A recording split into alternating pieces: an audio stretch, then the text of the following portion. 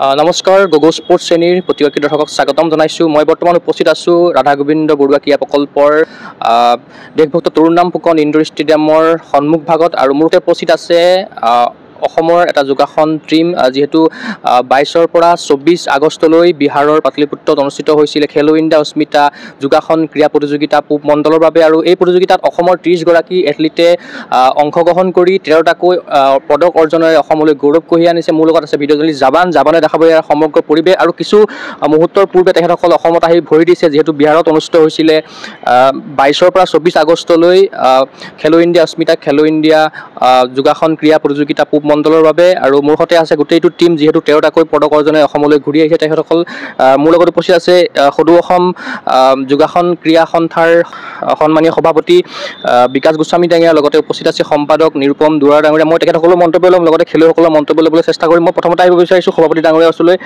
যিহেতু এটা বৃহৎ টীম গৈছিলে বিহাৰৰ পাটলিপুত্ৰলৈ আৰু আপোনালোকে 13টাকৈ মেডেল অৰ্জনেৰে অসমলৈ গৌৰৱ কঢ়িয়াই আনিছে, কেনেকুৱা ধৰণৰ অভিজ্ঞতা আছিলে কি ক'ব?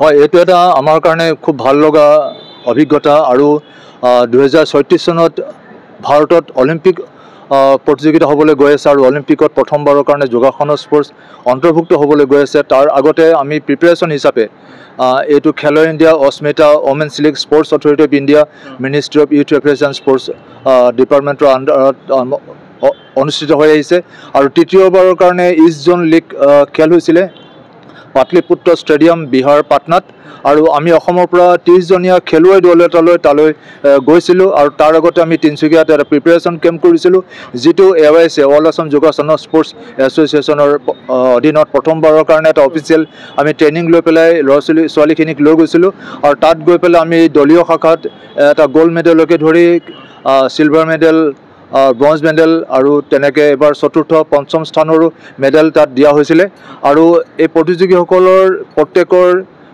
যিটো এক্সপিৰিয়েঞ্চ যিটো অভিজ্ঞতা সেই অভিজ্ঞতাই তেওঁলোকক ভৱিষ্যতৰ এছিয়ান গেমছ 2026ত এছিয়ান গেমছ হ'বলৈ গৈ আছে, 2032ত অলিম্পিকত আমাৰ ডেমনষ্ট্ৰেশ্যন দিবলৈ গৈ আছে যোগাসনৰ স্পৰ্টছৰ।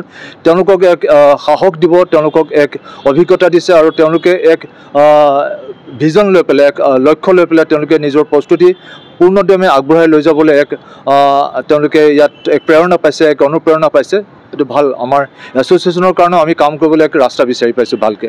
যিহেতু পূব মণ্ডলৰ কাৰণে এখন খেল অনুষ্ঠিত হৈছিলে, গতিকে কিমানমান ইয়াতে ৰাজ্য হৈছিলে বা কিমানজনমান খেলুৱৈ ইয়াতে অংশগ্ৰহণ কৰিছিলে আৰু কিমান কঠিন আছিলে গোটেই খেলটো?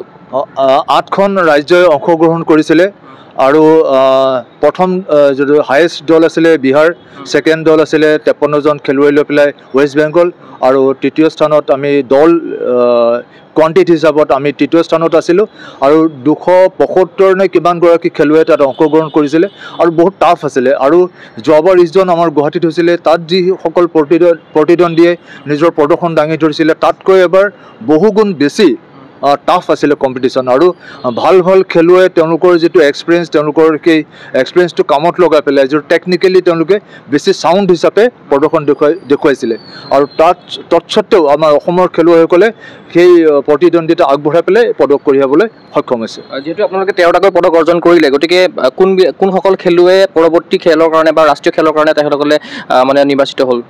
প্ৰথম 5টা যিটো পদক পাইছে, আমাৰ যোৱাবাৰৰ যিটো চাইৰ নিয়ম আছিলে প্ৰথম 5টা স্থানেই নিৰ্বাচিত হ'ব নেশ্যনেল খেলখনৰ কাৰণে। নেশ্যনেল খেলো ইণ্ডিয়া অস্মিতা হ'ব দিল্লীত হ'ব আৰু নৱেম্বৰ মাহত হ'ব। আৰু গোটেই টীমটোৰ মেনেজাৰ হিচাপে কোন গৈছিলে, কোচ হিচাপে কোন গৈছিলে? টিম মেনেজাৰ আছিলে ৰীতা গৌৰ আৰু কোচ হিচাপে আছিলে মুস্কান জৈন আৰু গোটেই টীমটোৰ লিড লৈ পেলাই গৈছিলে আমাৰ সাধাৰণ সম্পাদক নিৰুপম দুৱৰা গৈছিলে আৰু মই ইষ্ট জোনৰ প্ৰেচিডেণ্ট হিচাপে ক্লজিং চেৰেমনিত মোক নিমন্ত্ৰণ কৰিছিল আৰু মই ক্লজিং চেৰেমনিত তাত উপস্থিত থাকি পেলাই পদক বিতৰণী অনুষ্ঠান বা আমাৰ তাৰ বিহাৰৰ উপ মুখ্যমন্ত্ৰী খেল মন্ত্ৰী আৰু অন্যান্য মন্ত্ৰী পাৰিষদবৰ্গ তাত উপস্থিত আছিলে, মই তাত উপস্থিত আছিলোঁ।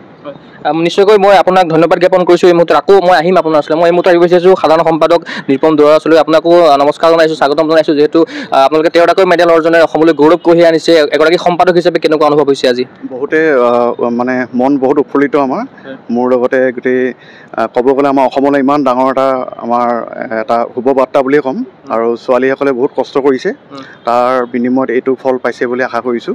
কিন্তু তেওঁলোকেও গম পাইছে যে খেলখন কিমান কঠিন আছিলে, কাৰণ কি আমাৰ এই উত্তৰ মানে পূৰ্বাঞ্চলৰ এইটো এটা অকণমান অসুবিধা আমাৰ ৱেষ্ট বেংগলৰ লগত টাফ হয় বহুত কম্পিটিশ্যন ৱেষ্ট বেংগলৰ কম্পিটিটৰ বহুত ভাল পাৰদৰ্শিতা দেখায় ঠিক তেনেকৈ আমাৰো তেওঁলোকেও বহুত এবাৰ শিকিব পাৰিছে তেওঁলোকে আৰু জানিব পাৰিছে তাৰ মাজতো যেন আমি এটা ভাল পদক আমি অৰ্জন কৰিব পাৰিলোঁ আৰু আমি ছেকেণ্ড পজিশ্যন আহিব পাৰিলোঁ পদক তালিকাত সেইটো আমাৰ কাৰণে বহুত গৌৰৱৰ বিষয় আৰু আপুনি নিজেও বিচাৰক হিচাপে গৈছিলে কেনেকুৱা হ'ল এক্সপিৰিয়েঞ্চ কেনেকুৱা থাকিল এক্সপিৰিয়েঞ্চ বহুতেই ভাল হ'ল মোৰ লগত আৰু সহযোগী পাঁচজন আছিলে আমাৰ টেকনিকেল হিচাপত আৰু বহুতে ভাল অভিজ্ঞতা আৰু ধৰি লওক অন্যান্য ৰাজ্যৰ সৈতেও প্ৰায় 30গৰাকী আমাৰ বিচাৰক আহিছিলে বেলেগ বেলেগ ষ্টেটৰ পৰা আৰু খুব সুন্দৰ অনুভৱ আৰু ভাল লাগিলে এনেকুৱা অনুষ্ঠানত এটা অংশগ্ৰহণ কৰিব পাৰি যিসকল নেশ্যনেল চিলেকশ্যন হ'ব তেখেতসকলক কিদৰে আপোনালোকে আকৌ প্ৰিপেৰেশ্যন কৰিব প্ৰস্তুতি কেনেকৈ চলাব তেখেতসকলক লৈ যিহেতু ছাৰে ইতিমধ্যে ক'লে আমাক যে খেলখন নৱেম্বৰ মানত আমাৰ অনুষ্ঠিত হোৱা কথা আৰু আমাৰ প্ৰিপেৰেশ্যন যিহেতু এইখন খেলৰ আগতো প্ৰিপেৰেশ্যন কেম্প এটা হৈছিলে আমি ঠিক তেনেকৈ আমি ঠিক কমাণ্ডোৱে তেনেকৈ প্ৰিপেৰেশ্যন কেম্প এটা আমি আয়োজন কৰিম যি সৰু সুৰা ভুল ক্ৰুটি ৰাখি গৈছে সেইখিনি যেন আমি শুধৰাব পাৰোঁ সেইটো আমি চেষ্টা কৰিম অতি শীঘ্ৰে আৰু এই খেলখন খেলাৰ ক্ষেত্ৰত আপোনালোকে কোনোবাই সহযোগিতা কৰিছে নি চৰকাৰী পক্ষৰ ফালৰ পৰা বা এনেকুৱা ধৰণৰ যদি আৰ্থিক কথাটো থাকে ইয়াতে হয় হয় আমাৰ ছাপৰ্ট এনেই স্পৰ্টছ অথৰিটি আমাৰতো তেওঁলোকে আছিলেই বাৰু সেইটো আমাক তেওঁলোকে ছাপৰ্ট দিয়ে অসম চৰকাৰৰ আমাক ধৰি লওক দিহা পৰামৰ্শ যিখিনি দিব লাগে আমাক সেইখিনি দি আছে তেওঁলোকে তো বাকী থাকিলে আমাৰ ধৰি লওক সকলো শুভাকাংক্ষী লোকটো আছেই তেওঁলোকে আমাক সময় অনুযায়ী আমাক মানে অনুপ্ৰেৰণা জনাই থাকে সেইটো কাৰণে আমাক তেওঁলোকলৈও ধন্যবাদ জনালোঁ এইটো ক্ষেত্ৰত মানে আৰ্থিক সহযোগিতা কাৰোৰ পৰা নাই আৰু বিভিন্ন ধৰণৰ বিধিগত ব্যৱস্থাৰ কথা কৈ থাকে চৰকাৰী ফালৰ পৰা বা অন্যান্য দিশৰ পৰা সেই ফালৰ পৰা আমাৰ কিছুমান যি প্ৰতিযোগী আছে তেওঁলোকৰ আৰ্থিক অৱস্থা সিমান ভাল নহয় তেওঁলোকৰ আমি বেলেগ ধৰণে ব্যৱস্থা কৰি তেওঁলোকক লৈ যাব লগা হৈছে কিন্তু সেই ক্ষেত্ৰত চৰকাৰৰ সা সুবিধা এই ক্ষেত্ৰত থকাটো বাঞ্ছনীয় কিন্তু স্পৰ্টছ অথৰিটি অফ ইণ্ডিয়াই যিটো প্ৰাইজ মানি দিয়ে সেইটোৱে তেওঁলোকৰ এটা সন্মান হিচাপে তেওঁলোকে গ্ৰহণ কৰে কিন্তু কালি আমাৰ ৰিজাল্ট পাই পেলাই আমাৰ মাননীয় ক্ৰীড়া সচিব হিলালী ছাৰে আমাক অভিনন্দন জনাইছে আৰু ইয়াতো আমাৰ অসম অলিম্পিক সন্থাৰ সাধাৰণ সম্পাদক লক্ষ্য কৰি আমাৰ খেলুৱৈসকলক অভিনন্দন জ্ঞাপন কৰিছে নিশ্চয়কৈ মই খেলুৱৈসকলৰ মনোভাৱ ল'বলৈ চেষ্টা কৰিম মই তোমাৰ ওচৰলৈ আহিছোঁ তোমাৰ নামটো কি আৰু তুমি কোন ইভেণ্টত পাৰ্টিচিপেট কৰিছা নমস্কাৰ মোৰ নাম মৃদুস্মিতা তালুকদাৰ মই ইয়াৰ বাসিন্দা হয় গুৱাহাটী পাঞ্জাবাৰী আমি খেলো ইণ্ডিয়া অস্মিতা উমেন্স লীগৰ আমি যিটো আৰ্টিষ্টিক গ্ৰুপ আছিলে যোগাসনৰ আমি 5জনীয়া দল আছিলোঁ চ' তাত আমি গ'ল্ড পাবলৈ সক্ষম হৈছোঁ কেনেকুৱা লাগিছে খুব ফাৰ্ষ্ট টাইম পাৰ্টিচিপেট কৰিছিলোঁ খুব ভাল অভিজ্ঞতা এটা ধুনীয়া কিমান টাফ আছিলে কাৰণ বেলেগ আমি ষ্টেটত ফাৰ্ষ্ট টাইম গৈছোঁ আমি নিজৰ ষ্টেটৰ পৰা আৰু তাত বেলেগ ষ্টেটৰ খেলুৱৈবিলাক খুব আছিলে ভালেই আছিলে চ' টাফ আছিলে আমাৰ কাৰণে চ' যিমানখিনি পাইছোঁ আমি 100% দিছিলোঁ নমস্কাৰ মোৰ নাম শ্ৰী নিবেদিতা চৌধুৰী কেনেকুৱা লাগিছে খুবেই ভাল অভিজ্ঞতা আমাৰ কাৰণে এইটো যেনেকৈ তাই অলৰেডি ক'লে যে আমি 5জনীয়া গ্ৰুপত গৈছিলোঁ আৰ্টিষ্টিক গ্ৰুপত তাতে মই গ'ল্ড মেডেল সক্ষম পাইছোঁ আৰু তাৰ লগতে মই কৰিছিলোঁ আৰ্টিষ্টিক পেয়াৰ য'ত আপোনাৰ 2জনীয়ে কৰিব লাগে ৰিডমিক পেয়াৰ তো আমি 2জনী কৰিছিলোঁ তো তাতে আমি চিলভাৰ পাইছোঁ মানে মই আৰু তাই চ' মোৰ কাৰণে বহুত ভাল অভিজ্ঞতা হয় আৰু কেতিয়া যোগাসনৰ লগত কেতিয়াবা জড়িত হৈ আছা তুমি যোগাসনৰ লগত মই ক'বলৈ গ'লে 4 বছৰৰ পৰা আৰু মই ৰিচেণ্টলি জুলাই এইটো ইয়াৰতে মাষ্টাৰ ডিগ্ৰী কমপ্লিট কৰিছোঁ য়োগিক চায়েন্স এণ্ড নেচাৰোপেথিত চ' তেনেকুৱা আৰু 2 বছৰ বহুত ভালকৈ য়োগাৰ লগত আমি ৰিলেটেড আছোঁ মানে যোগাসনক লৈ কি সপোন আছে কি হ'ব বিচাৰে যোগাসনক লৈ যোগাসনক বৰ্তমান যিহেতু মানুহে লাহে লাহে বহুতখিনি জানি আছে য়োগা কি হয় য়োগাৰ পৰা আমি কিমানখিনি বেনিফিটছ পাওঁ তেনেকৈ স্পৰ্টছ ক্ষেত্ৰতো বহুতখিনি আগুৱাই গৈছে তেনেকৈয়ে মই বিচাৰোঁ যে যোনটো ক্ষেত্ৰত আমি য়োগাক আগবঢ়াই লৈ যাব পাৰোঁ সেইটো ক্ষেত্ৰতেই যাতে মই অলপমান নিজৰ মানে পাৰ্টিচিপেট কৰিব পাৰোঁ সেইখিনি ক্ষেত্ৰত তো এজ এ থেৰাপিষ্টো মই ভাল পাওঁ মানে এইটো আগুৱাই লৈ যাব বিচাৰোঁ আৰু লগতে একাডেমিক লাইনতো মই অলপমান মানে থাকিব বিচাৰিম আৰু চ' চাওঁ এতিয়া বৰ্তমানতো মই স্পৰ্টছৰ লাইনতে আছোঁ যিহেতু এছিয়ান গেমছ আহি আছে আৰু নেশ্যনেলত নেক্সট যাম তো তাতেই আমি নিজৰ 100% দি কাৰণে অসমৰ নাম গৌৰৱ কৰিবলৈ চেষ্টা কৰিম তোমাৰ নামটো কি তুমি হয় নমস্কাৰ মোৰ নাম হিমাশ্ৰী কলিতা আৰু কেনেকুৱা লাগিছে ভালেই লাগিছে প্ৰথম এক্সপিৰিয়েঞ্চ আছিলে আমাৰ হয় আমি গ্ৰুপ 5জনীয়া গ্ৰুপত ভালেই এক্সপিৰিয়েঞ্চ এইটো যিটো যদিও আশা কৰা নাছিলোঁ কিন্তু ইমানখিনি যে ছাৰহঁতৰ ছাপৰ্ট বা পেৰেণ্টছৰ ছাপৰ্ট মৰম সহানুভূতিৰে আমি আজি সোণৰ পদক ল'বলৈ মানে সক্ষম হৈছোঁ সেইটোত বহুত প্ৰাউড ফিল কৰিছোঁ নিজেও নেশ্যনেল খেলিবলৈ গৈ আছা তোমালোক হয় নেশ্যনেল খেলিব গৈ আছোঁ আমি 5জনীয়া গ্ৰুপটো নেশ্যনেলত দিল্লীত হ'ব এইটো অনুষ্ঠিত ভালে আৰু লাগিছে। সদৌ অসম যোগাসন ক্ৰীড়া সন্থাই তোমালোকক এখন উপযুক্ত মঞ্চ প্ৰদান কৰিছে, গতিকে সন্থাক কিদৰে ধন্যবাদ জ্ঞাপন কৰিবা? প্ৰথমতেতো সকলোকে ধন্যবাদ ক'ব লাগিবই, কাৰণ যিহেতু আমাৰ এইখিনিত যোৱাৰ পৰা আমাৰ বিশেষ ছাপোৰ্ট নাছিলে, কিন্তু আমি যিটো আমাৰ 3 দিনীয়া আমাৰ কাৰ্যসূচী হৈছিলে তিনিচুকীয়াত, তাতে আমি বহুত কেইজন মানে ছাৰৰ পৰা বহুতখিনি হেল্প পাইছোঁ। আমাক থকা মেলা, খোৱা লোৱা সকলোখিনি আমাৰ দায়িত্ব লৈছে, শিকোৱা। তো বহুতখিনি ভাল লাগিছে আৰু সকলোকে আমি বহুত অন্তৰৰ পৰা ধন্যবাদ জ্ঞাপন কৰিছোঁ আৰু আগলৈ যাতে আমাক এনেকুৱাকৈ সহায় সহযোগিতাৰে আগবঢ়াই লৈ যায়। কিছু মুহূৰ্তৰ পূৰ্বে অসম অলিম্পিক সন্থাৰ সম্পাদক লক্ষ্য কোঁৱৰ ডাঙৰীয়াকো সাক্ষাৎ কৰিলা তোমালোকে, গতিকে কেনেকুৱা ধৰণৰ কথা কৈছে তেখেতে? একচুৱেলি মই সেইটো টাইমত আহি পোৱা নাছিলোঁ, হয়। তো তেওঁকো বহুত ধন্যবাদ জনাইছোঁ, যিহেতু আমাক এটা অসমৰ টীম এটা সকলোতো বেলেগ বিভিন্ন ঠাইৰ পৰা বা বিভিন্ন চিটুৱেশ্যনৰ পৰা আহে। তো তেওঁলোককো আমাক সৰুৰ পৰা ডাঙৰলৈকে এটা ভাল ষ্টেজলৈ লৈ গৈ আছে। তো সেইটোৰ কাৰণে তোক বহুত ধন্যবাদ জনাইছোঁ। ঠিক আছে, তোমাৰ নামটো? নমস্কাৰ, মোৰ নাম শ্ৰীমতী স্মিতা দেৱী আৰু এইটো মোৰ বাবে দ্বিতীয়তম অভিজ্ঞতা খেলো ইণ্ডিয়া অস্মিতা ওমেন্স লীগত পাৰ্টিচিপেট কৰাৰ। যোৱা বছৰ যদিও মই পাৰ্টিচিপেট কৰিছিলোঁ, কিন্তু কোনো ধৰণৰ পদক ল'বলৈ সক্ষম হোৱা নাছিলোঁ। কিন্তু এইবছৰ মই বহুতে সুখী যে 2টা ইভেণ্টত মই পাৰ্টিচিপেট কৰিছিলোঁ, আৰ্টিষ্টিক গ্ৰুপ আৰু ৰিদমিক পেয়াৰ। 2টা ইভেণ্টত মই পদক ল'বলৈ সক্ষম হৈছোঁ। আৰ্টিষ্টিক গ্ৰুপত আমি গ'ল্ড পাইছোঁ আৰু ৰিদমিক পেয়াৰত মই আৰু নিবেদিতা আমি চিলভাৰ পদক লাভ কৰিবলৈ সক্ষম হৈছোঁ। পোনপ্ৰথমেতো মই আসাম যোগাসনা স্পৰ্টছ এছ'চিয়েশ্যনক বহুত বেছি ধন্যবাদ দিব বিচাৰোঁ, আমাৰ বাবে ইমান ধুনীয়া এটা প্লেটফৰ্ম দিয়াৰ বাবে। বিকাশ ছাৰ তথা সকলোবোৰ আমাৰ যোনবোৰ কোচেছ আছিলে, আমাৰ টীমটোৱে যদিওবা আমি ইমান এটা ভাল পদক লাভ কৰিবলৈ মানে সক্ষম হৈছোঁ, কিন্তু ইয়াৰ পিছফালে যোনবোৰ আমাৰ কোচেছ আছে তেওঁলোকৰ বহুত হাৰ্ডৱৰ্ক আছে। যিহেতু হিমাশ্ৰী আগতে মানে উল্লেখ কৰিছে, 3 দিনীয়া কাৰ্যসূচীত যোন আমাক নাৰায়ণ ছাৰ তথা আমাৰ যোনবোৰ পাৰ্চনেল কোচেছ আছিলে, আপাভা ছাৰ তথা সৌৰভ ছাৰ, তেওঁলোকে আমাক বহুত হেল্প কৰিছে, আমাক বহুত গাইড কৰিছে যে কি ধৰণে তাতে গৈ পাৰ্টিচিপেট কৰিব লাগিব আৰু কি ধৰণে আমি মানে পাৰফৰ্ম কৰিলে আমাৰ এটা ভাল আমি এটা পদক লাভ কৰিব পাৰিম। আৰু ফেমিলিকো বহুত ধন্যবাদ ইমান দূৰত যাব দিয়াৰ বাবে আৰু প্লাছ ইমান ধুনীয়াকৈ সৰুৰে পৰা ছাপোৰ্ট কৰাৰ বাবে। আৰু মোৰ গোটেই টীমটোক বহুত ধন্যবাদ, আমাৰ ইমান ধুনীয়াকৈ আমি মিলিজুলি তালৈ গ'লোঁ আৰু ধুনীয়াকৈ আমাৰ এটা বহুত ধুনীয়া অভিজ্ঞতা হ'ল। আৰু সকলোকে বহুত অভিনন্দন। আৰু এতিয়া আমি ফাৰ্ডাৰ নেশ্যনেললৈ গৈ আছোঁ।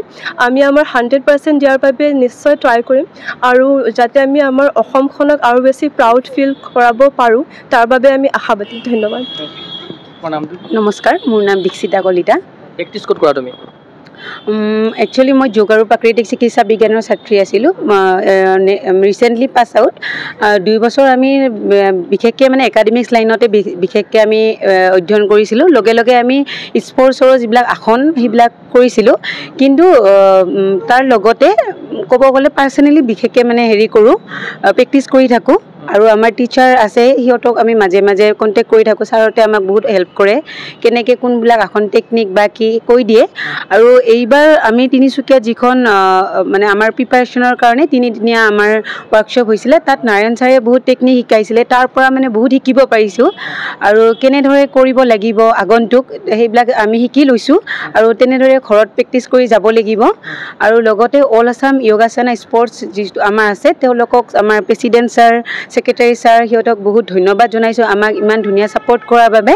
আৰু লগতে আমি আৰ্টিষ্টিক গ্ৰুপত প্ৰথম মানে গ'ল্ড পাবলৈ সক্ষম হৈছোঁ। তাৰ কাৰণে মোৰ সহযোগী যিখিনি আছিলে, আমি 5জনীয়া, আমাৰ এটা বহুত ধুনীয়া মানে বণ্ডিং আছিলে, যাৰ কাৰণে আমি হয়তো এই পদক পাবলৈ সক্ষম হৈছোঁ।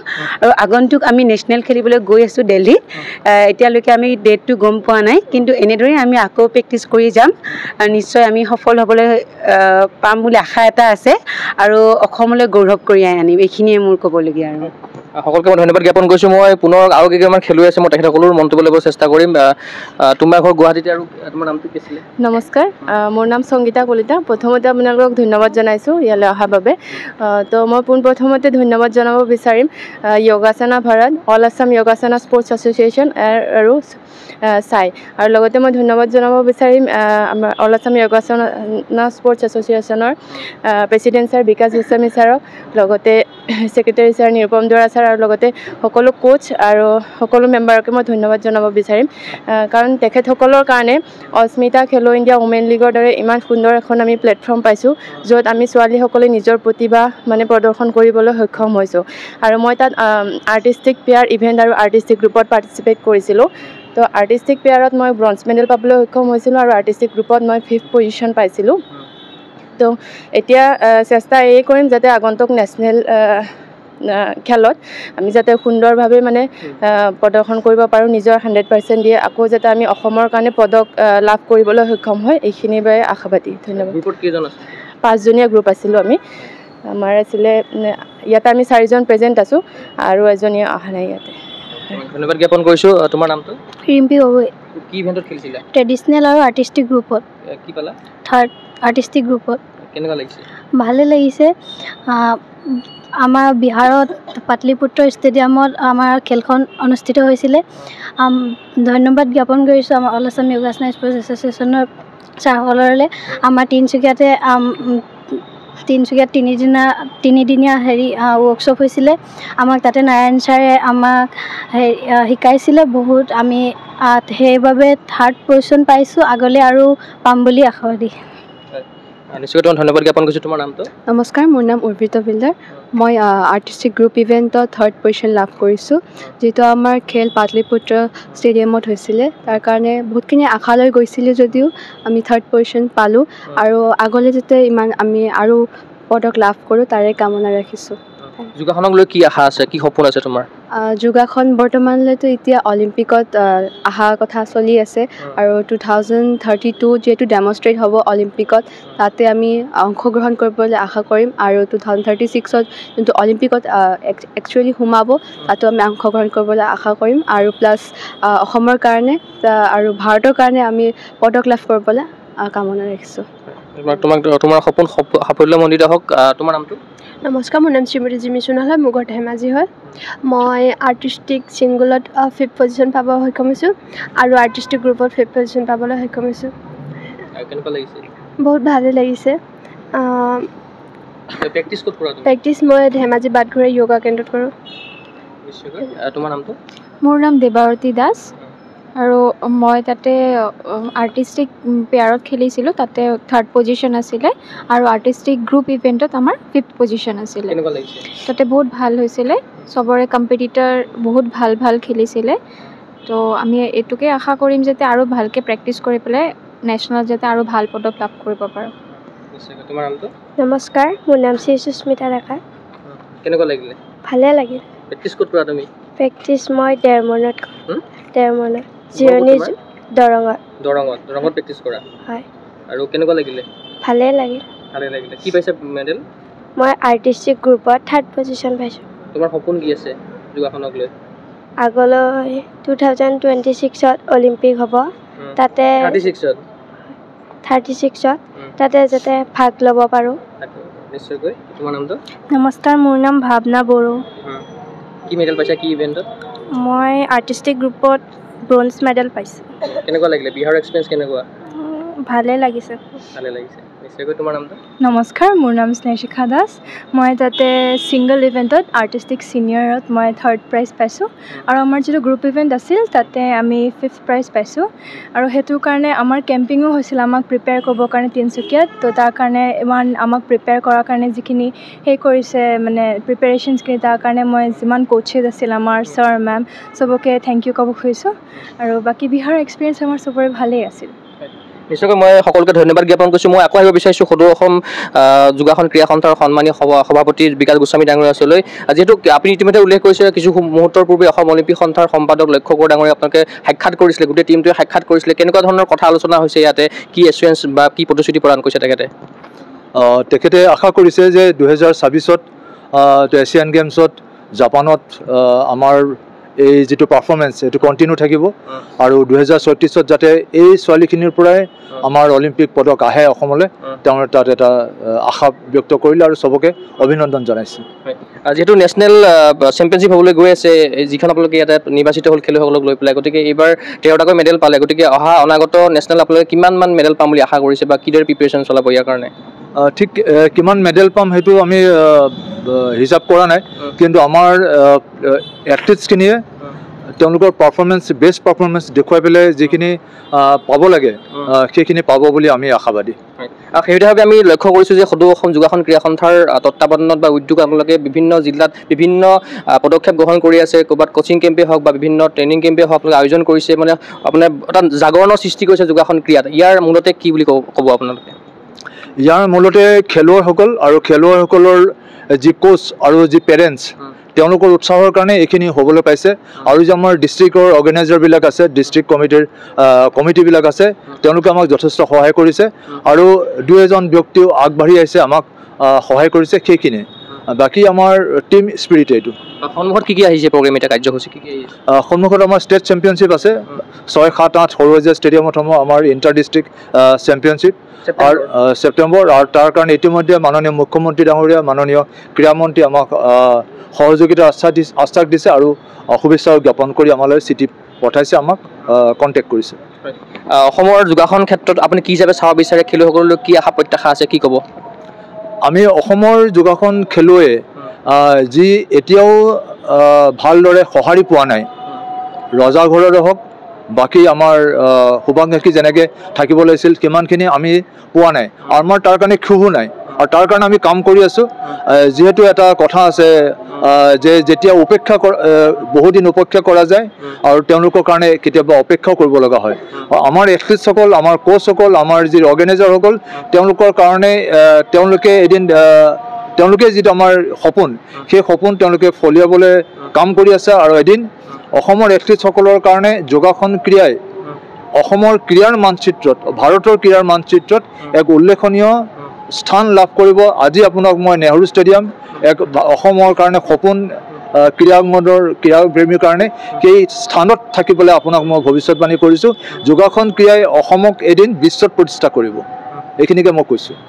মই ধন্যবাদ জ্ঞাপন কৰিছোঁ। পুনৰবাৰ মই ভিডিঅ' জাৰ্নেলিষ্ট জাৱানক এটা ভিজুৱেল দেখাবৰ কাৰণে অনুৰোধ জনাম। যিহেতু কিছু মুহূৰ্তৰ পূৰ্বে গুৱাহাটীত আহি ভৰি দিছে বিহাৰৰ পৰা অসমৰ এই যোগাসন ক্ৰীড়াৰ দলটোৱে। ইতিমধ্যে বিহাৰত অনুষ্ঠিত হৈছিলে খেলো ইণ্ডিয়া অস্মিতা মহিলা যোগাসন ক্ৰীড়া প্ৰতিযোগিতা, আৰু তেখেতসকলে 13টাকৈ পদক অৰ্জনেৰে অসমলৈ গৌৰৱ কঢ়িয়াই আনিছে। আমি তেখেতসকলৰ মন্তব্য ল'বলৈ চেষ্টা কৰিলোঁ। লগতে সদৌ অসম যোগাসন ক্ৰীড়া সন্থাৰ সভাপতি বিকাশ গোস্বামী ডাঙৰীয়াৰ লগতে আছিলে নিৰুপম দুৱাৰ ডাঙৰীয়া, সকলোৱে মই মন্তব্য ল'বলৈ চেষ্টা কৰি আমি আশা কৰিম তেখেতসকলে যিখিনি আশা প্ৰত্যাশা লৈ আগবাঢ়িছে সেয়া আগন্তুক সময়ত সাফল্যমণ্ডিত হওক। লগতে যিহেতু 2036 চনত ভাৰতত অনুষ্ঠিত হ'বলৈ গৈ আছে অলিম্পিক, আৰু এই অলিম্পিকত যোগাসন ক্ৰীড়া অন্তৰ্ভুক্ত হোৱাৰ সম্ভাৱনা প্ৰকট হৈ উঠিছে। আৰু আমি আশা কৰিম অসমৰ অভিলেখ সংখ্যক খেলুৱৈ এই অলিম্পিকত ভাৰতৰ হৈ প্ৰতিনিধিত্ব কৰক, লগতে অসম তথা ভাৰতলৈ গৌৰৱ কঢ়িয়াই আনক। এই আশাৰে মই চিন্ময় কুমাৰ বৰাই বিশেষ অনুষ্ঠানৰ পৰা বিদায় লৈছোঁ। চাই থাকিব গুগল স্পৰ্টছ। ধন্যবাদ।